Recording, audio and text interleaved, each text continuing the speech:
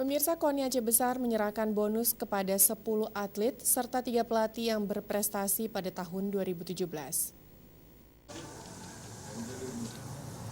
Pemberian bonus kepada atlet ini merupakan sebagai bentuk apresiasi KONI Aceh Besar kepada atlet dan pelatih karena mereka sudah berhasil membawa nama daerah ke level nasional. Menurut Wakil Ketua KONI Aceh Besar Bidang Umum Muzakir, bonus yang diserahkan ini merupakan bentuk komitmen pengurus untuk menghargai perjuangan atlet karena ke-10 atlet tersebut merupakan andalan Aceh Besar dalam menghadapi Pekan Olahraga Aceh di Kota Janto November mendatang. Tentu saja prestasi ini menjadi modal untuk tuan rumah dalam mengejar pundi-pundi medali di Pora.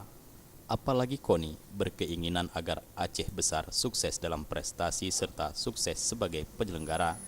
Pemberian bonus ini menyusul kesuksesan mereka merebut emas di Kejurnas 2017 lalu.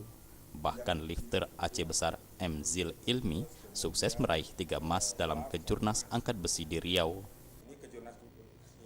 Ini adalah salah satu bentuk prestasi ya, beberapa cabang di saat Kejurnas pada tahun 2017 mereka telah menyumbangkan emas.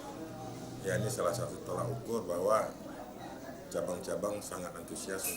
Kita selaku lembaga pembina KONI Aceh Besar berharap sangat kepada seluruh pengcap yang ada di Aceh Besar ini agar terus meningkatkan prestasi ya, sehingga harapan yang kita tuju adalah mencapai sukses Pora dan sukses prestasi Pora. Adapun 10 atlet yang menerima bonus terdiri dari M. Zilmi angkat besi, Khairil Munawir dan Rina Firnanda Dayung, Nana Deliana Slam, M. Rizky Taekwondo. Berikut cabang panahan terdiri dari Widya Stuti, Lili Safrina dan Hendra Muhrizal. Terakhir Reza Fahlevi dan Aulia Hidayat dari sepak bola.